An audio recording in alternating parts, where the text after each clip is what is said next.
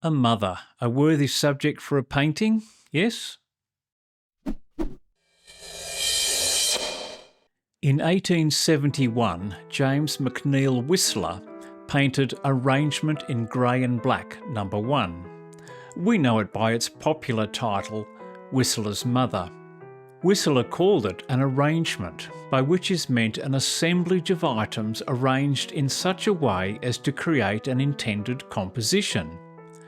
The painting is dominated by rectangles because it is set indoors, and I guess you've noticed it by now, it is set fully square onto the wall. This means that the wall, the two pictures, the curtain, the stool, the floor, the skirting boards, all of them create perfect rectangles. The chair is fully side on, so it is hard to even make out the two back legs as being separate.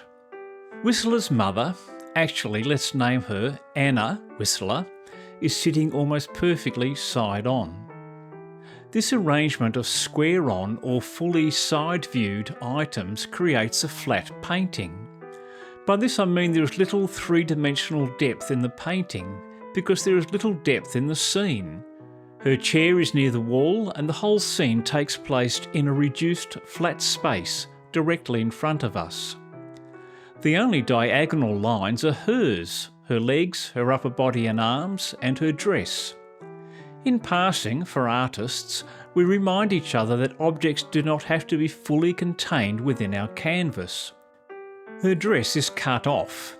If it had not been cut off, it would have ended in a triangular point, which might have been a bit interesting and therefore distracting us away from Anna's face. If all of these flat rectangular forms wasn't enough in simplifying our view, we come to the colours. The overwhelming feeling is of grey and black, and of course these colours are mentioned right there in the title, Arrangement in Grey and Black. The sharpest contrast is here, in the picture frame, and here in her collar and dress. Between these 2 points is her face. Our attention shepherded there by these two contrasts, which serve as visual pointers. Next, the texture. Strangely, it is the curtain that displays most texture of the inanimate items. Not only the pattern on the curtain, but the suggestion of folds within the material. Her dress, on the other hand, is so dark that the few folds we can make out are barely, but masterfully, suggested. Finally, her face, the only non-neutral colours, the only non-angular item, the lovely, worn face of Whistler's mother. In a painting, our eyes will head towards any faces that are included. It's normal human behaviour to scan faces, looking for friends, relatives, foes or threats. We are wired to size up a face incredibly quickly and can differentiate astonishingly subtle differences. If you've ever tried to paint a portrait, you'll know how quickly minute shifts of the placement of facial features can turn a face from a realistic rendering to something not quite right. Whistler's mother has been described in popular culture as a hideous old bat, and we'll come to that. But she is, of course, nothing like that. There is a reason Whistler's mother has entered popular culture, because she has the face not of a young beauty, but of someone who has lived. Her face is careworn. She has raised children, nursed them through sickness, looked after a home. She has become loved, more than Whistler ever intended, because of what she represents, the sacrifices of motherhood, the love of a mother. Whistler appeared slightly flummoxed by this way of looking at his painting. He said, "Take the picture of my mother, exhibited at the Royal Academy as an arrangement in grey and black. Now, that is what it is.